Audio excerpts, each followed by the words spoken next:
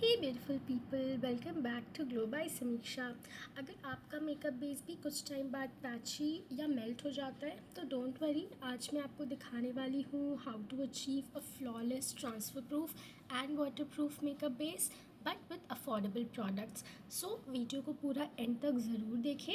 मैं वीडियो में आपको टिश्यू टेस्ट करके दिखा रही हूँ, मेरा मेकअप बेस बिल्कुल भी ट्रांसफ़र नहीं हो रहा है। सो without wasting any time, let's get into the video। सबसे पहले हमें अपने फेस को डबल क्लेंस करना है। मैंने एक बार ऑलरेडी फेस वॉश कर लिया है, तो अब मैं यहाँ आपको वेट वाइप से क्लीन करके दिखा रही हूँ। नेक्स्ट, अब क्लीन करने के बाद हमें टोनर अप्लाई करना है। मैंने यहाँ लोटस हाइड्रा वाइटल्स का रोज़ रिफ्रेशिंग टोनर लिया है।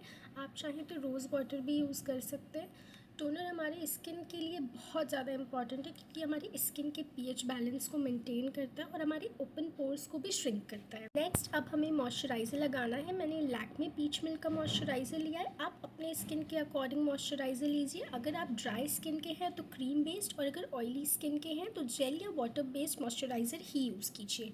नेक्स्ट, अब मैंने प्राइमर लिया है, रिकोट का S of base mattifying primer. ये प्राइमर मुझे बहुत पसंद है, बहुत बजट फ्रेंडली है।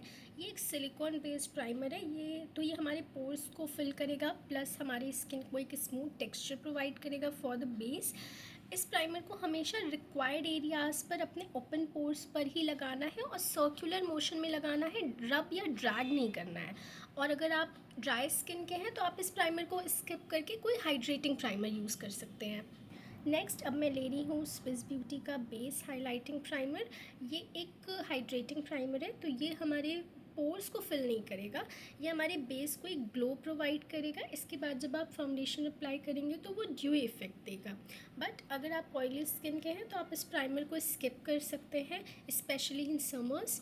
एज यू कैन सी, मेरा फेस कितना ज़्यादा ग्लो कर रहा है इस प्राइमर को अप्लाई करने के बाद। प्राइमर के बाद अब हमें अपने फेस को कलर करेक्ट करना है, जिसके लिए मैं डार्क कंसीलर यूज़ करूँगी। आप अगर ऑरेंज कंसीलर के साथ कंफर्टेबल हैं तो वो भी यूज़ कर सकते हैं। इसके लिए मैंने इनसाइड कॉस्मेटिक्स का कंसीलर पैलेट लिया है। मैं इसमें से अपने से 1 या 2 शेड डार्कर कंसीलर को रिक्वायर्ड एरियाज़ पे फिंगर की हेल्प से ही लगा रही हूँ, जैसे अंडर आई डार्क सर्कल्स और अराउंड द माउथ पिगमेंटेशन पर। फिर मैं इसे ब्रश के हेल्प से ब्लेंड करूँगी। आप चाहें तो ब्यूटी ब्लेंडर भी यूज़ कर सकते हैं। मैं इसे बहुत हल्के हाथों से ब्लेंड करूँगी ताकि जो प्रोडक्ट हमने लगाया है वो रिमूव ना हो सके। करेक्शन के बाद अब मैं फाउंडेशन ले रही हूँ, रिकोट का एस ऑफ बेस। ये बजट फ्रेंडली होने के साथ साथ फुल कवरेज प्रोवाइड करता है और मैट लुक देता है, तो समर्स के लिए तो ये बेस्ट फाउंडेशन है, स्पेशली फॉर ऑयली स्किन्स। मैंने 2 शेड लिए हैं, इससे मैं अपना शेड बनाऊंगी, तो अगर आपको शेड नंबर जानना है तो कमेंट डाउन बिलो। मैं पहले फाउंडेशन को हमेशा ब्रश के हेल्प से ही लगाती हूँ, उससे प्रोडक्ट पूरे फेस पर इवनली ब्लेंड होता है और कवरेज भी बहुत अच्छी आती है। हमेशा याद रखें, फाउंडेशन लगाते हुए कभी भी एक साथ पूरा प्रोडक्ट नहीं लगाना है, हमेशा थिन लेयर में थोड़ा थोड़ा करके उसे बिल्ड करना है। अब हम उससे ब्यूटी ब्लेंडर की हेल्प से ब्लेंड करेंगे ताकि ब्रश की कोई भी हार्श लाइन शो ना हो और एक्सेसिव प्रोडक्ट भी रिमूव हो जाए, इससे बहुत नेचुरल फिनिश आएगा। नेक्स्ट, अब मैं अपने शेड से 1 शेड लाइट कंसीलर ले रही हूँ। मैंने स्विस ब्यूटी का शेड नंबर 04 लिया है। मैं इसे उन एरियाज़ पर लगाऊंगी जिसे मुझे हाईलाइट करना है। कंसीलर को 15 to 20 सेकेंड्स ड्राई होने के लिए छोड़ दीजिए, फिर उसके बाद जब आप उसे ब्लेंड करेंगे तो उसकी कवरेज ज़्यादा अच्छी आएगी। बट याद रखें कि बहुत ज़्यादा देर ड्राई नहीं करना है, अदरवाइज़ वो ब्लेंड नहीं होगा और एक ही जगह उसका पैच बन जाएगा। अब हमें ब्लशर लगाना है। सो मैंने यहाँ लव अर्थ की लिपस्टिक ली है, मैं उसे as a liquid blusher use करूँगी। ब्लश हमेशा अप्लाई करने का एक इजी तरीका होता है, आप स्माइल करिए, फिर जो एरिया आपको उठा हुआ दिखेगा स्माइल करने के बाद आप उसी एरिया पे प्रोडक्ट अप्लाई करिए और ब्लश को हमेशा अपवर्ड डायरेक्शन में ही ब्लेंड करिए, उससे आपका फेस शार्प दिखेगा। नेक्स्ट, अब हम कॉन्टोर करेंगे। यहाँ मैं क्रीम कॉन्टोर कर रही हूँ। मैंने डर्मा पैलेट से एक डार्क शेड लिया है, आप चाहे तो किसी भी कंसीलर पैलेट से एक डार्क शेड ले सकते हैं।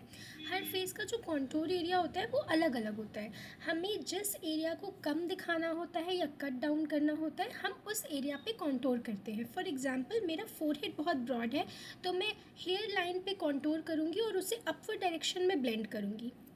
सेम वे में मैं जॉ लाइन और नोज़ को भी कॉन्टोर कर रही हूँ। ताकि थोड़ा शार्प लुक आए। मैंने कहीं पे भी वीडियो पे कोई कट नहीं लगाया है, ताकि आपको हर प्रोसेस स्टेप वाइज स्टेप समझ में आए, तो वीडियो को पूरा देखिए। अब हम सारे एरियाज़ को अच्छे से ब्लेंड करेंगे। So you can C jaw line को मैं नीचे की तरफ ब्लेंड कर रही हूँ। ब्लेंडिंग में कोई हार्श लाइन नहीं आनी चाहिए। अगर आप बिगनर हैं तो आप ब्यूटी ब्लेंडर से ब्लेंड कर सकते हैं। अब नेक्स्ट इम्पॉर्टेंट स्टेप है, हमें हमारे फेस को पाउडर से सेट करना है। क्रीम प्रोडक्ट्स को हमेशा पाउडर सेट करना बहुत ज़्यादा ज़रूरी है। सबसे पहले मैं अंडर आइज़ को सेट करूँगी। पहले हम अंडर आइज़ को ब्लेंड कर लेंगे ताकि कोई क्रीज ना रह जाए, उसके बाद उस पर पाउडर सेट करेंगे। बट ध्यान रखना है, पाउडर की क्वांटिटी ज़्यादा नहीं होनी चाहिए। पाउडर हमेशा डैप डैप करके लगाना है, रब नहीं करना है, वरना नीचे से प्रोडक्ट रिमूव हो जाएगा। नेक्स्ट अब है मोस्ट इम्पॉर्टेंट स्टेप, अपने बेस को लॉक करना with the makeup fixing spray. मैंने यहाँ स्विस ब्यूटी का फिक्सिंग स्प्रे लिया है। ये बजट फ्रेंडली है और बहुत ज़्यादा अच्छे से बेस को लॉक कर देता है। यहाँ हमारा बेस मेकअप कंप्लीट होता है। एज़ यू कैन सी ये कितना फ्लॉलेस और नेचुरल लुकिंग लग रहा है। इसका ट्रांसफ़र प्रूफ और वाटर प्रूफ टेस्ट तो आप वीडियो के स्टार्टिंग में देख ही चुके हैं। तो ऐसी और इन्फॉर्मेटिव वीडियोस के लिए do subscribe to my channel. Till then bye bye.